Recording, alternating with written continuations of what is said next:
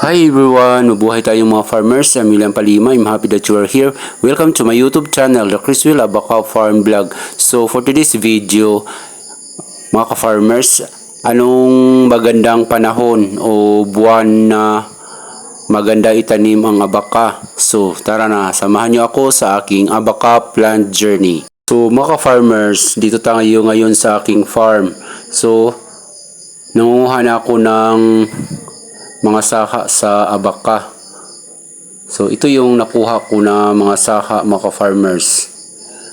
So dito sa portion na to, elevated area siya. Yan o. Iikot ko muna yung camera, mga farmers. So malaki pa tayong tataniman. Yung variety na to ay tagpayawhim. Yan.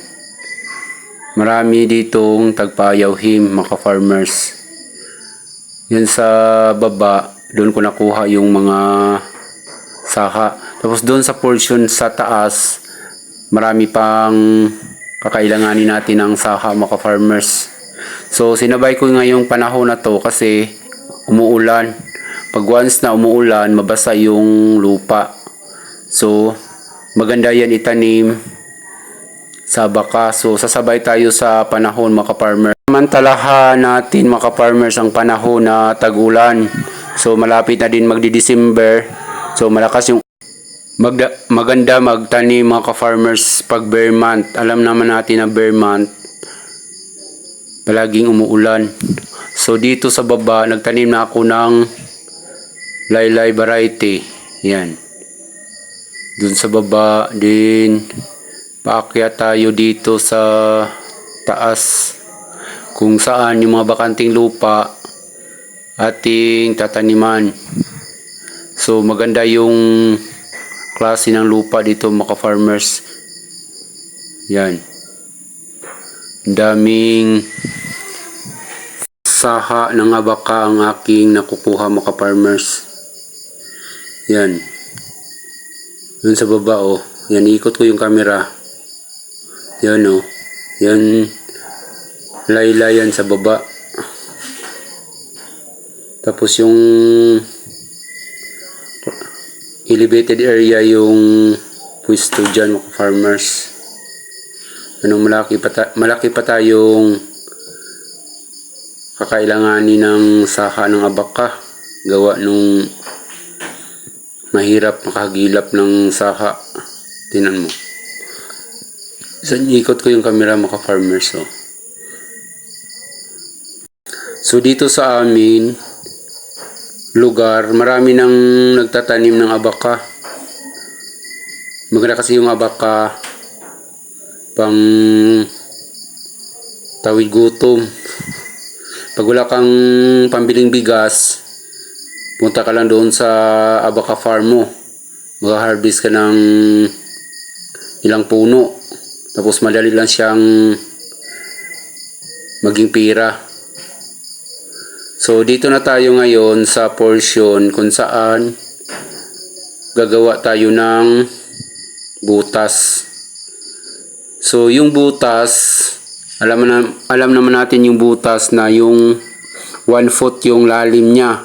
At saka yung distansya naman sa bawat puno, mga farmers, ay 2 by 2 or 2.5. So ganyan ang sukat ng layo ng abaca bawat puno, mga farmers. Yun sa aming mga veterano na sa pagtatanim ng abaca, matik na yun. Wala nang tsansahan na lang. Pag ganitong area din, elevated, iano mo lang siya, parang itapat mo lang siya sa isang puno, din itapat sa isang puno, ganun lang. Tapos so mga ka-farmers, magbubutas na tayo para be sure na yung bubutasan natin malinis na. Yan. At saka yung lupa dito, mga farmers, ay malambot at saka maitim. Sobrang taba. So after 2 years, manunotice na natin na lalago na yung abaca at saka marami ng saka. So mga farmers, pag umabot na yung abaca mo na 2 years, tapos manunotice mo na yung mga puno ng abaca ay may mga bunga na. So, time na yan, i-harvest mga ka-farmer. So, magandang investment ang abaka. Lalo na pag ikaw ay maraming lupa na bakante. At saka yung lupa mo ay mataba. Yan, tataniman mo yan ng abaka. Kasi yung abaka ay sangkap ng pera. Kasi yung pera, gawang abaka. So, yan, binubutasan ko na dito para ilalagay na lang natin yung bawat saka ng abaka. Yan. Kailangan pag once na malaki yung core, malaki din yung butas. Kasi pag malaki yung core, maliit yung butas, tapos nahangir yung core, hindi yun nakapunta doon sa pinakailalim. Tapos kailangan laliman natin. So yung standard ng sukat ay 1 foot. O para pag may bagyo, hindi siya madaling mabuwal. So, ganyan lang mga ka-farmers magtanim ng abaka. Madali lang. Para ka rin nagtatrabaho. Pa-relax lang. Tapos, hawak mo yung oras mo. Pag yung sariling trabaho mo. Yan, pag sobra ng init, mga 10 o'clock, hindi na kaya yung init mga farmers. So, tayo mga farmers, agahan natin pagpunta doon sa farm natin. Kasi ngayon, hindi na natin kaya yung sobrang init. Parang ilang degrees kaya. Ayan. Ilalagay ko na yung saha ng abaka. Then, alam mo mga farmers, yung ano yung technique ng para mataba. Sa ibabaw ng lupa, mataba yun, di ba? Pag hukay mo siya, yung ibabaw, itabi mo. Yung ilalim, itabi mo rin. Kasi pag once nga nilagay mo na yung saka, yung ibabaw na portion na hinukay mo, yun ang ilalim. And then yung sa ibabaw, yun naman, yung sa ilalim na hinukay mo na wala pang tanim, yun din ang pang-ibabaw. So, vice versa mga farmers kasi yung sa ibabaw, mataba na yun. At saka yung sa ilalim, hindi sa ganong mataba. Kaya, vice versa ang pagtakip ng lupa sa puno ng abaka. So, ganyan lang. So, karagdagang informasyon para sa pagtanim ng abaka mga farmers. So, anong magandang kahoy na pang-ilalim sa abaka mga farmer? So, marami na akong mga previous na video about sa mga kahoy na pang-ilalim. So, maganda yung kahoy na pang-ilalim ay ani. So, yung ani, pag once na summer, magkakreate siya ng bula sa mga sanga niya. At saka, masasalo doon sa abaka. Kaya, maganda yung ani pang-ilalim sa abaka. Maganda kasi yung ani mga farmers pag once na malago na yung dahon at saka naglilim na siya, hiyang yung abaka pag nasa ilalim ng lilim ng ani. So ngayon mga farmers, ilalagay ko na yung mga abaka ko sa butas. Yan, ganyan na yung madali lang yun. Kamay mo na lang ang iti-tempered sa puno kasi kailangan mo siyang i-tempered gawa nung malaki yung butas. Yan. So, kukuha naman tayo ng panibagong saka. So, yung saka ihagis ko dun sa taas kasi yung area ay maano na sa taas naman tayo magtatanim. So, ganyan lang. Ganda na tingnan mo ka-farmers, oh. So, mga 1 month, mabubuhay na yan. Pag yung panahon ay palaging umuulan. At saka, magkaroon na siyang panibagong dahon. Yung tinatawag sa Bisaya na udlot. So, yan mga ka-farmers, may saka ako na naputol. Yan, oh. At saka, pinutol ko na lang yung katawan niya. Tinan mo yung core mga ka-farmers. Ang daming buhay na mata. So, yan ang magkakaroon ng panibagong saka. Kaya, itatanim ko na rin siya. kahit wala na yung katawan ng abaka. So, hindi na natin masahan yung ano niya, yung saha, ay yung mga panibagong mata, yun ay magiging saka niya. So, dadami din yun mga ka-farmers. So, ako mga ka-farmers, pag once nagtatanim ako ng abaka, pagkatapos ng araw na magtatanim ako, kinabukasan, may blessing talaga. Uulan talaga siya. Aywan ko kung basta magtatanim ako. So, magpapasalamat din tayo ng Diyos na sumabay din yung panahon sa ating pagtatanim. Kasi pag once na magtanim tayo, bibiyaan tayo ng ulan. Kasi yung abaka ay kailangan na ulan. So mga farmers, malapit na tayong matatapos ng ating pagtatanim.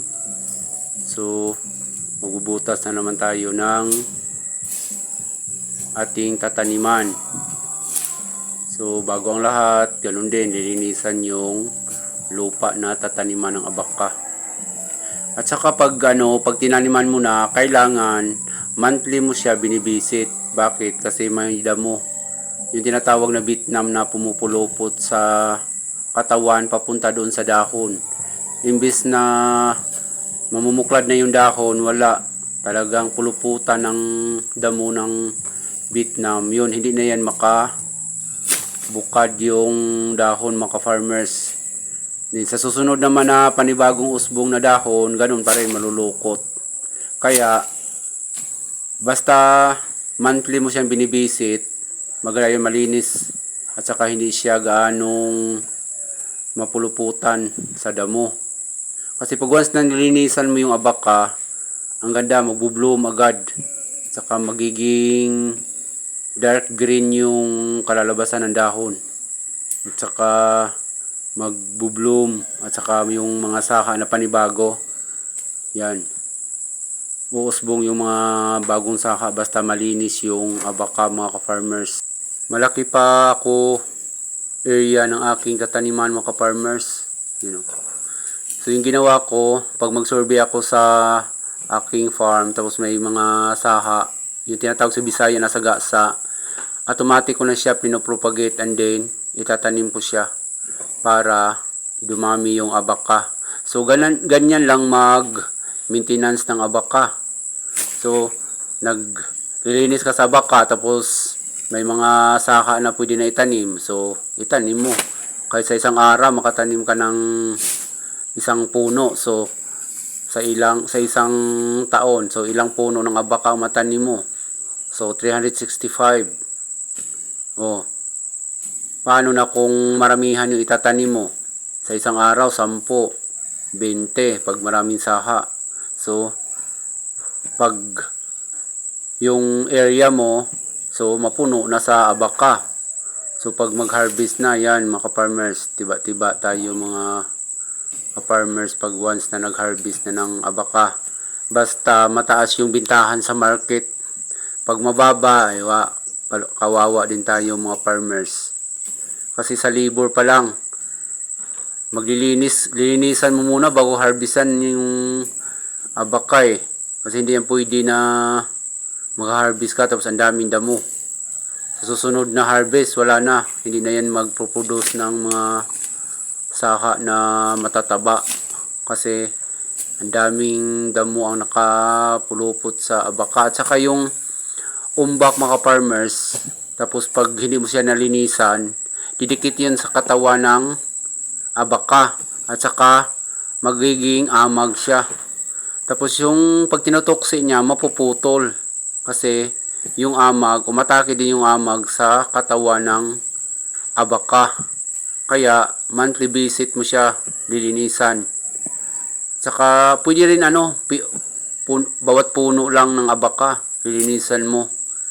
Lalo na pag wala kang budget. Yan. Bawat puno lang ng abaka, linisan mo. Hindi yung lahat ng area, lilinisan mo. Kaya ganyan lang yung mga technique sa pag-alaga ng abaka mga farmers. So that's it for today's video. Don't forget to subscribe my YouTube channel, The Chris Will Abaka Farm Vlog. So Bye-bye. Subscribe for more.